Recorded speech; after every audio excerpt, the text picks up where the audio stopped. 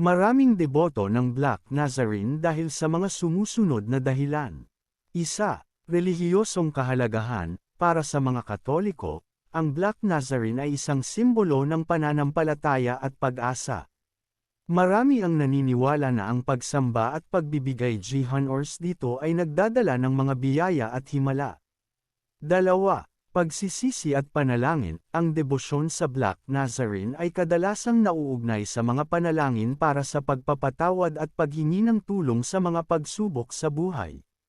Maraming tao ang nagdadala ng kanilang mga suliranin at pangarap sa pamamagitan ng debosyon na ito. Tatlo, kultura at tradisyon. Ang prosesyon ng Black Nazarene, lalo na ang translation, ay naging bahagi na ng kulturang Pilipino. Dito, ang mga tao ay nagtitipon-tipon at nagkakaroon ng sama-samang pagdiriwang, na nagpapalakas ng pakikasama at pagkakaisa. 4.